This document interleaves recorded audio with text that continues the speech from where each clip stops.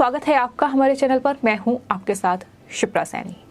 कश्मीरी पंडितों के नरसंहार पर बनी फिल्म द कश्मीर फाइल देश भर में ट्रेंड कर रही है। बॉक्स ऑफिस पर ये फिल्म रिकॉर्ड ब्रेक कमाई भी कर रही है। और करे भी क्यों ना, 1990 में जिस तरीके से कश्मीर में कश्मीरी पंडितों और कश्मीरी हिंदुओं पर जो नरसंहार हुआ, जिस सच्चाई से आज तक मुंह मोड़ा गया, जिस सच को सामने लाने की हिम्मत आज तक कोई नहीं कर पाया, उस सच को डायरेक्टर विवेक अग्निहोत्री ने उस पर फिल्म का निर्माण किया है, जिसकी हर तरफ तारीफ हो रही है। तो हर तरफ फिल्म की तारीफ हो रही है और इस बीच कुछ तस्वीरें सामने आई हैं जो बेहद महत्वपूर्ण हैं, जहां द कश्मीर फाइल की जो डायरेक्टर हैं विवेक अग्निहोत्री, साथ ही फिल्म के प्रोड्यूसर अभिषेक अग्रवाल और फिल्म की एक्ट्रेस पल्लवी जोशी ने प्रधानमंत्री नरेंद्र मोदी से मुलाकात की है। वो तस्वीरें उनकी तरफ से ट्वीट की गई है, जिसमें अभिषेक अग्रवाल ने इस मुलाकात के लिए प्रधानमंत्री नरेंद्र मोदी का धन्यवाद दिया है। लेकिन वहीं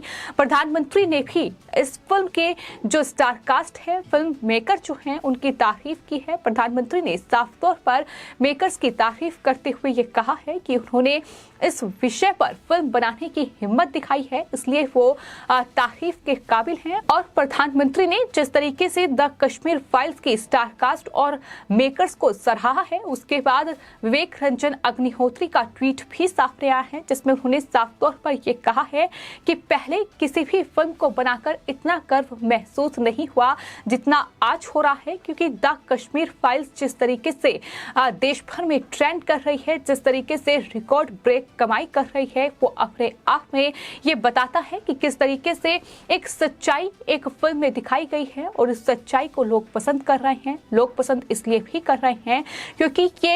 क्योंकि 1990 में जिस तरीके से कश्मीर में कश्मीरी पंडितों और कश्मीरी हिंदुओं पर नरसंहार हुआ, जिस तरीके से उनकी दुर्दशा हुई, उसे एक फिल्म में इस तरीके से पिरोया गया है, जहां कहीं ना कहीं ये दिल को झकझोर देने वाली एक कहानी विवेक रंजन अग्निहोत्री ने इस फिल्म में दिखाई है। और ये भारत के इतिहास की सबसे दुखद घटनाओं में से एक है, जिसे फिल्म में दिखाया गया है कि किस तरीके से कश्मीरी पंडितों को अपना घर छोड़कर अपने ही देश में शरणार्थी के रूप में रहना पड़ा। तो जाहिर तौर पर इस रिलीज के बाद लोग कहीं ना कहीं इस फिल्म को इसलिए पसंद कर रहे हैं क्योंकि एक सच्चाई जिसे दिखाने की हिम्मत आज तक बॉलीवुड के किसी निर्माता और निर्देशक ने नहीं की, लेकिन विवेक रंजन अग्निहोत्री ने उसे इस तरीके से एक फिल्म में बयां किया है, जो कि जाहिर तौर पर बेहद दर्दनाक और दिल दहला देने वाली ये कहानी है, जिसे दर्शक अगर देख रहे हैं तो उनके आंसू नहीं थम रहे हैं।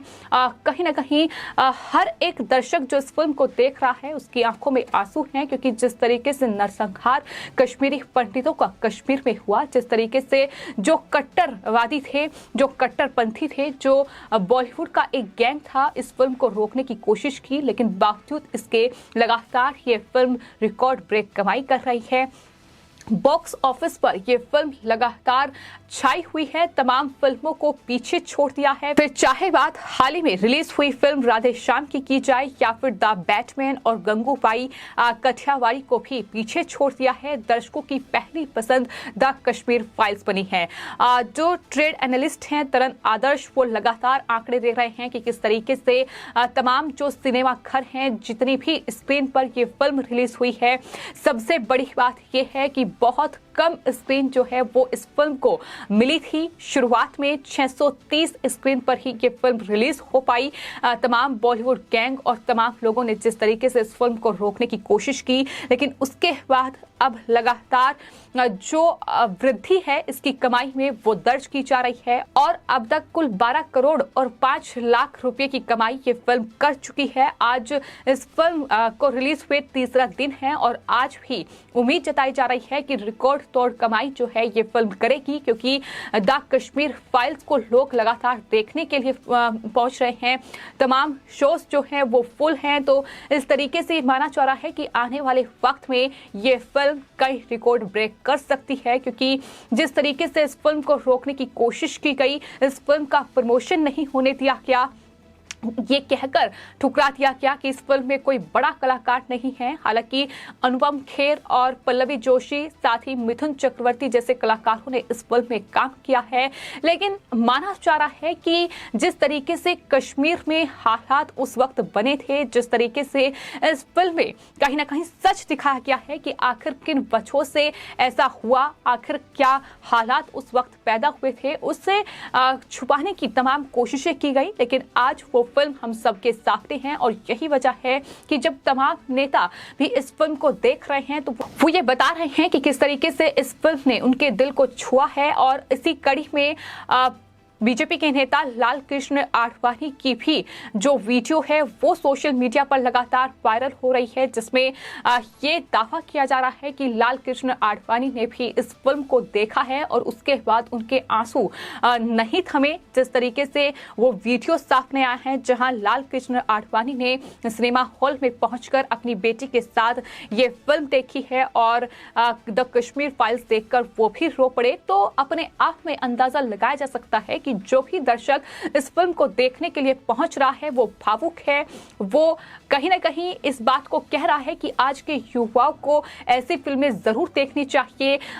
इतना ही नहीं, फिल्म मेकर से यह अनुरोध किया जा रहा है कि ऐसी फिल्में देश में और ज्यादा बननी चाहिए, जहां कहीं ना कहीं आज तक इस सच को नहीं दिखाया गया कि आखिर किस तरीके से कश्मीरी पंडितों पर नरसंहार हुआ था, किस तरीके से उन्हें अपनी ही जो कर्मभूमि है, अपनी ही जो जमीनें हैं, अपना घर है, वो छोड़कर दूसरे जो राज्य हैं उसमें शरण लेनी पड़ी थी और वो बेघर हुए थे। किस तरीके के हालात वहां बने थे, किस तरीके से महिलाओं के साथ तमाम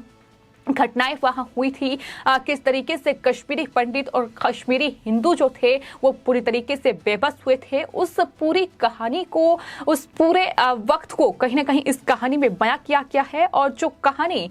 कश्मीरी पंडितों की दिखाई गई है, 90 के दशक में उन्हें अपने ही राज्य से निकाल दिया गया था और यही वजह है कि प्रधानमंत्री नरेंद्र मोदी ने भी इस फिल्म के जो मेकर्स हैं उनकी तारीफ की है और ये साफ तौर पर कहा है कि इस विषय पर फिल्म बनाने की हिम्मत विवेक अग्निहोत्री जैसे डायरेक्टर ने दिखाई है और अभिषेक अग्रवाल जैसे जो प्रोड्यूसर हैं इस फिल्म के, अगर वो इस फिल्म का निर्माण कर रहे हैं तो जाहिर तौर पर वो तारीफ के योग्य हैं। और आपको ये भी बता दें कि द कश्मीर फाइल्स में अनुपम खेर, दर्शन कुमार, पुनीत इस्सर, मृणाल कुलकर्णी और मिथुन चक्रवर्ती समेत पल्लवी जोशी और कई और कलाकार शामिल हैं। यानी कश्मीर एक बेहद कहीं ना कहीं भारत के लिए एक इमोशनल अंग कह सकते हैं कि भारत का रहा है, जिसको लेकर लगातार पाकिस्तान के साथ भारत के झगड़े भी देखने को मिले हैं। किस तरीके से भारत और पाकिस्तान के बीच तानातनी कश्मीर को लेकर रही है, किस तरीके से हिंदुस्तान ने हमेशा कहा है कि कश्मीर भारत का अंग है, उस पर कोई भी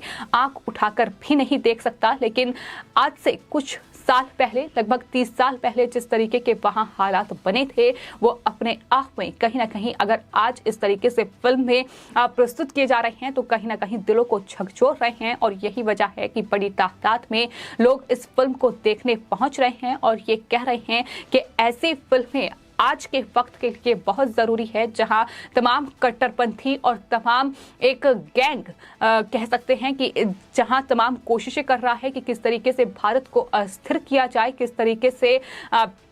भारत को कहीं ना कहीं जो विकास, जो जिस तरीके से भारत दुनिया में अपनी एक अलग जगह बनाने में कामयाब हो पा रहा है, उसे किसी तरीके से उसकी गति को रोका जाए, उसकी रफ्तार को रोका जाए। ये तमाम कोशिशें एक तबके की ओर से जरूर की जाती हैं, लेकिन उन तमाम चीज़ों पर कहीं ना कहीं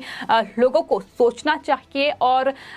यही वजह है कि इस फिल्म को इस तरीके से अब लोग पसंद कर रहे हैं और कहानी बेहद दिल को झकझोर देने वाली है। जिस तरीके से ये नरसंहार कश्मीरी पंडितों ने झेला है और द कश्मीर फाइल्स में ये कहानी इस तरीके से बयां की गई है, जिसमें साफ तौर पर जब फिल्म को देखने के लिए लोग पहुंच रहे हैं तो किस तरीके से न सिर्फ फिल्म के मेकर्स की तारीफ हो रही है, कलाकारों की तारीफ हो रही है, बल्कि ये भी लगातार कहा जा रहा है कि आज हिंदुस्तान में कम से कम वो वक्त है जहां ऐसी फिल्में रिलीज हो सकती हैं। आज से पहले ऐसी फिल्में बनाना और जाहिर तौर पर रिलीज करना, जिसकी हिम्मत किसी की नहीं हुई। लेकिन आज अगर विवेक रंजन अग्निहोत्री इस तरीके की फिल्म बना रहे हैं तो उनकी तारीफ बनती है, और यही वजह है कि प्रधानमंत्री ने भी उनकी तारीफ की है। फिलहाल आपकी इस पूरे मामले पर क्या राय है, हमें कमेंट बॉक्स में जरूर लिखें और चैनल को सब्सक्राइब करें। धन्यवाद।